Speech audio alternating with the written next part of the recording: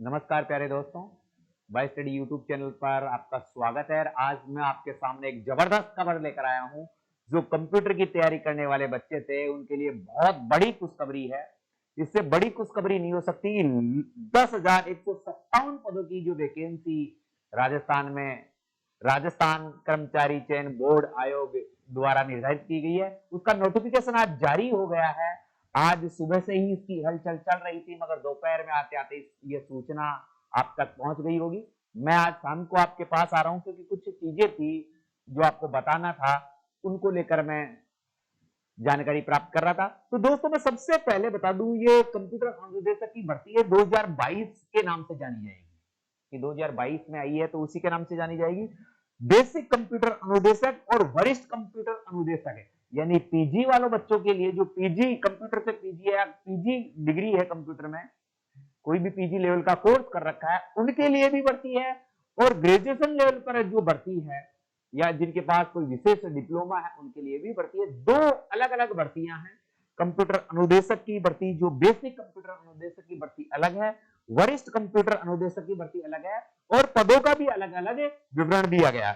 थोड़ा सा मैं दोस्तों आपको पहले बता दूं, आपको इस चीज की जानकारी तो होगी वैसे भी, तो यहां ध्यान देने की योग्य बात है कि माध्यमिक शिक्षा विभाग के लिए राजस्थान शिक्षा सेवा अधिनियम 2021 यथा संशोधित राजस्थान अनुसूचित क्षेत्र अधीनस्थ मंत्रिक एवं चतुर्थ श्रेणी नियम 2014 के अंतर्गत ये भर्ती निकाली गई है।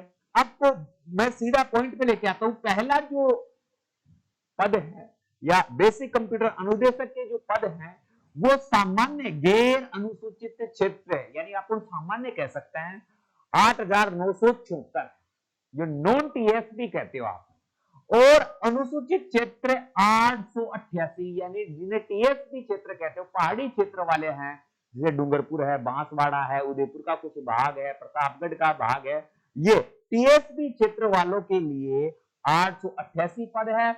नॉन टीएसपी वाला क्षेत्र है वहां 8,976 पद है, यानी कुल बेसिक कंप्यूटर अनुदेशक के लिए 9,862 पद है। बहुत ही बड़ी भर्ती है, बहुत ही अच्छे स्तर की भर्ती है। जिन्होंने काफी दिनों से, 1-2 साल से इस भर्ती का जो इंतजार कर रहे थे, उनकी मनोकामना पूर्ण होने वाली है, और वो भी एक कंप्यूटर शिक्षक के रूप में राजस्थान में नौकरी करने वाले हैं जो अध्ययनरत बच्चे हैं। एक क्या है, वरिष्ठ कंप्यूटर अनुदेशक की भर्ती है। उसमें देखे कि नॉन टीएसबी क्षेत्र में 282 पद है, टीएसबी क्षेत्र में 13 पद है, अर्थात कुल मिलाकर 295 पद है। 295 जो पद हैं वो वरिष्ठ कंप्यूटर अनुदेशक के हैं। ये दोनों चीजें आपको अलग अलग मैंने बता दी है। अब देखो, नॉन टीएसबी क्षेत्र में कुल पदों की संख्या 9256 है और टीएसबी क्षेत्र में 901 पद है। इसकी पूर्णता आपको जानकारी होगी, ये मुझे भी पता है, पर थोड़ा सा मैं बताने का प्रयास कर रहा हूं। और 10,157 कुल पद इस भर्ती के लिए निकाले गए हैं। दोस्तों इसकी जो फॉर्म है ये आप भर सकते हो एसएसओ आईडी पर जाकर।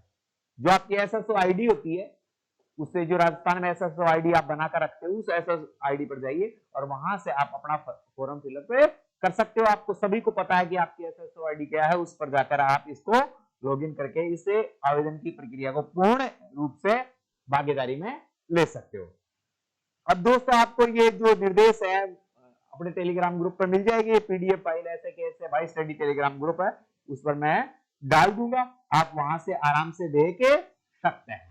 और आवेदन ऑनलाइन पत्र जो अंतिम तिथि और वो है, वो आपको सारी चीजें वहां पर आपको मिली गई होगी। आवेदन ध्यान दे, ये निर्देश आप पढ़ सकते हो। यहाँ थोड़ी सी बताने योग्य बात है, तो यहाँ देखिए जो परीक्षा शुल्क है, जो आवेदन की शुल्क है, वो जो और भर्तियों में है वही सेम इसी में रखा गया कि जनरल और ओबीसी वालों के लिए 850 रुपए रखे गए हैं। फिर जो राजस्थान के नॉन क्रिमिनल पिछड़ा वर्ग, अति पिछड़ा वर्ग, आर्थिक कमजोर आवेदक है उनके लिए 350 है, और एससी एसटी उनके लिए 250 है। जिनके परिवारों की आमदनी 2.5 लाख से कम है उनके लिए भी क्या है, 250 है। सबकी अलग अलग जैसे छूट दे रखी है, किसको किस प्रकार से छूट दी गई है उसका विवरण भी यहाँ पर थोड़ा सा दिया गया है। तो आप इस पीडीएफ में आपको बताने की आवश्यकता नहीं है, आप देख सकते हो। अब देखो ये थोड़ी सी जो चीज है, ये पदों का अलग अलग विवरण है, जो पद दिए गए हैं कंप्यूटर। देखो इस भर्ती की एक विशेषता और है, अब की बार ये भर्ती जिलेवार है। हर जिले से आप फॉर्म भरोगे, जैसे राजस्थान पुलिस के भरते थे आप पहले जिलेवार रूप में, तो उस जिलेवार रूप में आप इसके फॉर्म भरे सकते हो। अब यहां पर देखिए थोड़ा सा मैं बताऊं, जो अनारक्षित यानी जर्नल है उनका विवरण दिया गया है। और आपको बता दूं, प्रत्येक कैटेगरी में महिलाओं को 30% आरक्षण है। महिलाओं को कितने प्रतिशत आरक्षण है? 30% आरक्षण है, यानी 100 पद हो तो 30 महिलाओं द्वारा ही भरे जाएंगे हर कैटेगरी में। महिलाओं के लिए कोई भी कैटेगरी हो, हर कैटेगरी में यहाँ पर रखे गए हैं। जैसे जनरल में रखे गए हैं, ईडब्ल्यूएस में रखे गए हैं, एससी में रखे गए हैं, एसटी में रखे गए हैं, ओबीसी में रखे गए हैं, एमबीसी में रखे गए हैं, शहरी जनजातियों में रखे गए हैं, और निःशक्त जो विकलांग व्यक्ति है उनके बारे में रखे गए हैं। और भूतपूर्व सैनिकों के लिए कोटा निर्धारित किया गया है। वैसे उत्कृष्ट खिलाड़ी होते हैं उनके लिए भी कोटा निर्धारित किया गया। आपको बता दें कि अनारक्षित वर्ग तो है ही है, ईडब्ल्यूएस में कुल 10% है, यानी ईडब्ल्यूएस को कितना हिस्सा दिया है भर्ती का? 10% पद दिए हैं। एससी को 16% पद दिए गए हैं, एसटी को 12% पद दिए गए हैं, ओबीसी जो वर्ग है उसको 21% पद दिए गए हैं।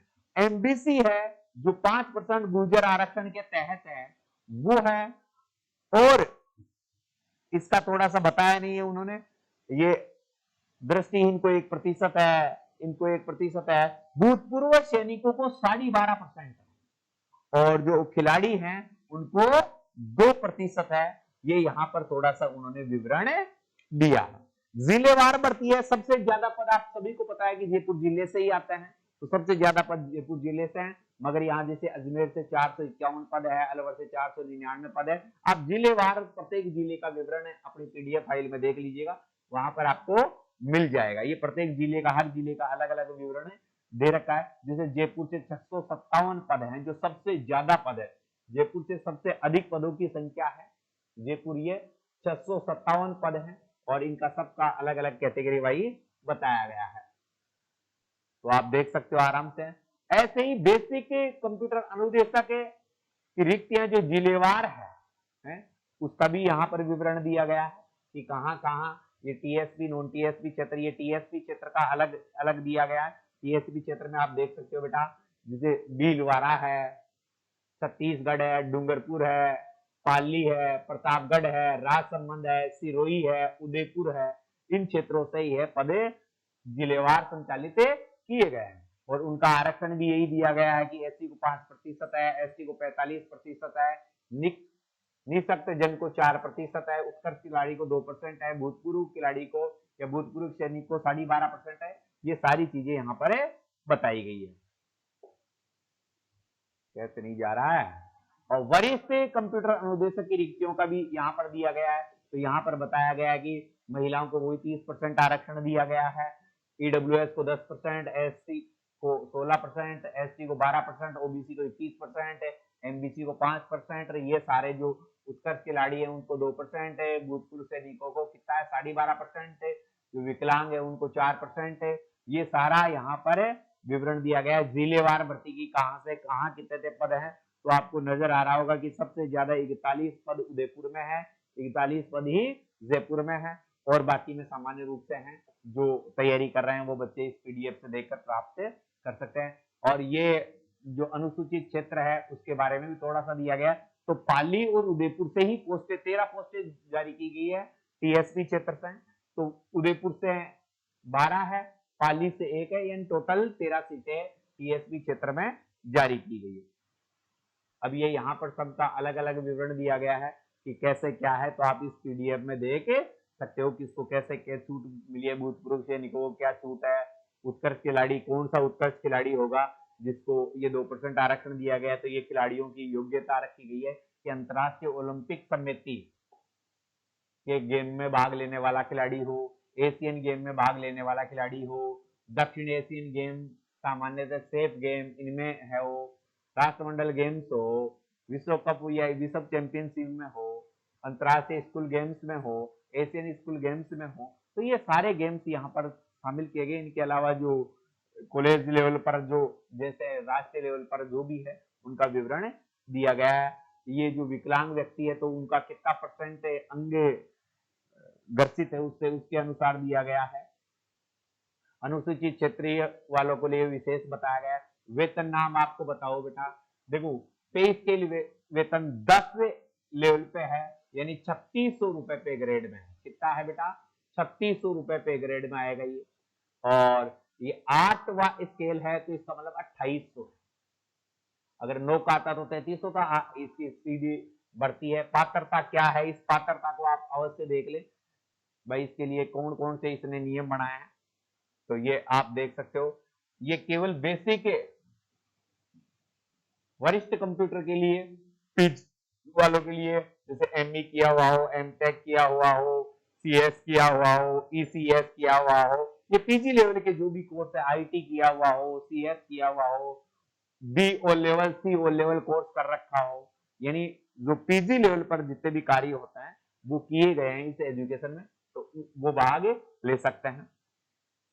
और बेसिक कंप्यूटर के लिए ग्रेजुएशन वाला लेवल है, जैसे ए लेवल का कोई डिप्लोमा है कंप्यूटर का, पीजीडीसीए किया हुआ हो, और उसकी न्यूनतम क्या है 1 वर्ष के लिए। अब किस यूनिवर्सिटी से हो, किस संस्थान से हो, इसके बारे में कोई जानकारी नहीं है, तो आप कहीं से भी पीजीडीसी डिप्लोमा प्राप्त कर सकते हैं, ए लेवल का कोर्स कर सकते हैं, या किए हुए हैं वो उनके लिए ही है।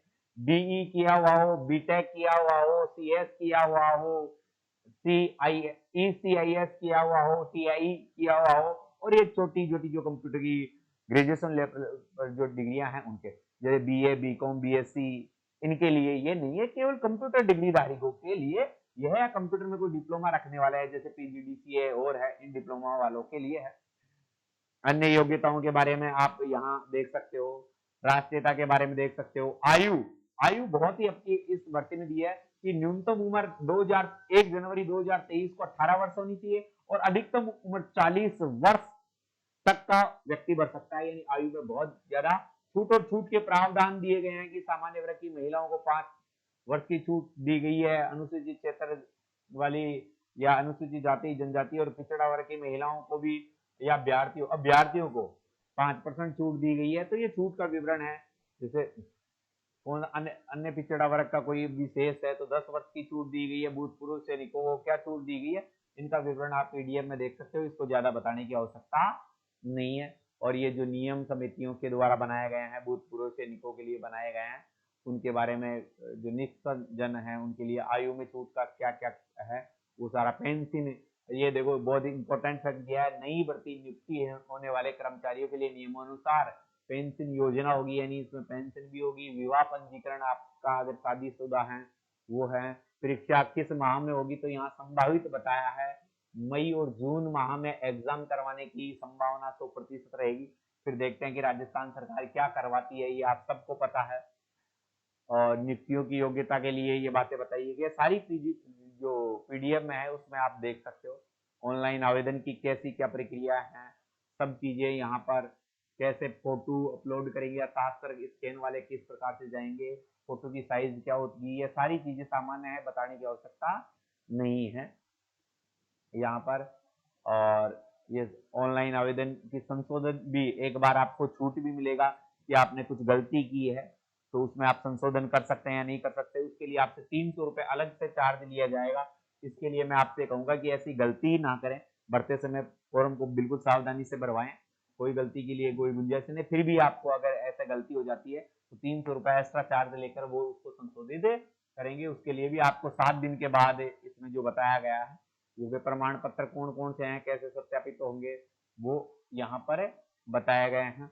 और ये सारी चीजें, आवेदन की गलत सूचना प्रस्तुत करने और अनुचित साधनों के रोकथाम के लिए, ये जो बेसिक कंप्यूटर अनुदेशक की भर्ती है उसके सिलेबस भी जारी कर दिया गया है कि कंप्यूटर का क्या क्या आपको पता है। 200 मार्क के होंगे, 100 मार्क अलग सेकंड पेपर होगा, 100 मार्क से ये जो फर्स्ट पेपर सेकंड पेपर दोनों के बारे में बता रखा है। तो इनके बारे में, इनका जो सिलेबस होगा ये मैं आपको पीडीएफ डाल दूंगा। और देखो 1/3 क्या है, माइनस मार्किंग का कुछ ऐसा दे रखा है, सेकंड पेपर में क्या होगा ये भी दे रखा है। सारी चीजें, कौन कौन सी लैंग्वेज से प्रश्न पूछे जाएंगे, जैसे जावा, सी प्लस, ये होता है ना, उनसे आपको कंप्यूटर का बेसिक बुनियादी ज्ञान हो, वो सारी चीजें आपसे वो पूछेगा। ये कंप्यूटर के जितने भी हैं वो लेवल में वो सारी चीजें पूछी जाएगी। सेम सिलेबस है और पेपर, अच्छा पेपर के बारे में बताया गया है, ये सारी चीजें हैं।